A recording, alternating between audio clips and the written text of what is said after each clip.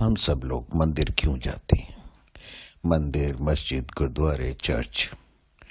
अरे ये भी कोई पूछने की बात है? वहाँ जाते हैं, अपनी प्रार्थना करते हैं और हम सबकी शुभकामनाओं के लिए कि सबका मंगल हो, उनकी कामनाएं करते हैं, दुआ मांगते हैं। हम सच्चाई तो ये है कि हम मांग रहे हैं, चाहे अपने सुख की बात करें या दूसरों के सुख की बात करें। पर ये बताइए कि कौन किससे क्या मांग रहा है। इम्पोर्टेंट ये है कि हम मांग किससे रहे हैं। यहाँ पे सबसे जो ज़्यादा जरूरी चीज़ होती है वो ये है कि हमने अपने आप को उस शक्ति से अलग कर दिया। इस चीज़ को जरा ध्यान से समझें। हम मांगने की बात कर रहे हैं तो मांगने के लिए दो आदमियों का होना जरूरी है, एक देने वाला और एक मांगने वाला।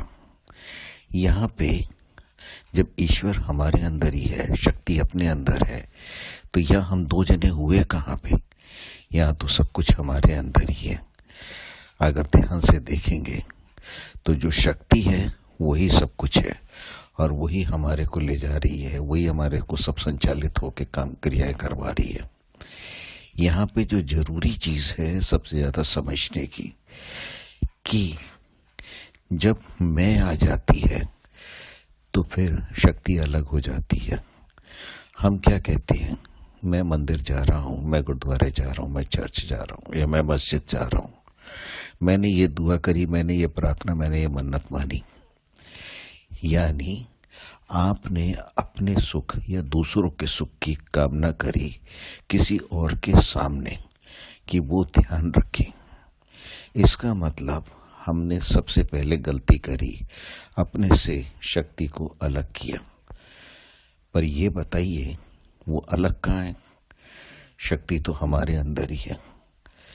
जी हाँ, जब हम किसी तीर्थ स्थान पे जाते हैं, कभी पूजनीय स्थल पे जाते हैं, वहाँ जाना जरूरी है, लेकिन मांगने नहीं, शांत बैठ के अपने आप को समझने के लिए, और ऐसी पवित्र जगह जहाँ पे आपको शक्ति मिले, जहाँ पे उच्चारण चल रहा है बहुत अच्छी बातों का, वहाँ पे शक्ति अपने आप आ जाती है।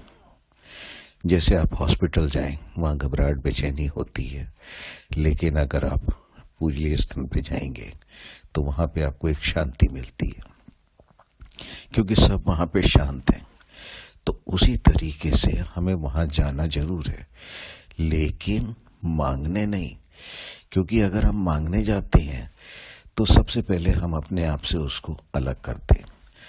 हम लोगों ने कुछ एक मूर्तियां बना दी, कुछ एक नाम दे दिए। वो शक्ति के हमने जो नाम दिए, वो नाम स्वरूप हमने अपनी समझ से दिया है, लेकिन क्या शक्ति का कोई स्वरूप है? नहीं है। अगर आप ध्यान से देखिए, हम पंखा चलाते हैं, टीवी चलाते हैं और बहुत सारी चीजें चला रहे हैं, अपना मोबाइल भी चला रहे हैं। ये सब किससे चल रहा है? इसके अंदर बैटरी या पावर। लेकिन क्या आप उस पावर को देख सकते हैं? जी नहीं। वो संचालित करता है, वो सिस्टम को चलाता है, लेकिन उस शक्ति का आप अनुभव कर सकते हैं। वही शक्ति जो हमारे हृदय को चलाती है, जो हमारे दिमाग को चलाती है, उस सिस्टम को चलाती है। लेकिन उस सिस्टम को चलाने के लिए जो ऊर्जा चाहिए वो हमारी सिर्फ सूर्य शक्ति है।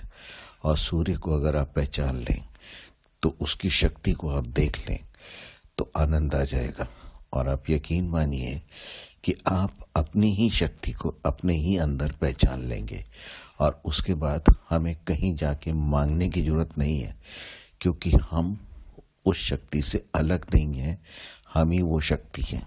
शक्ति ही संचालित हो रही है जो हमारे को दिमाग को चलाती है और हम सब कुछ सोचते हैं।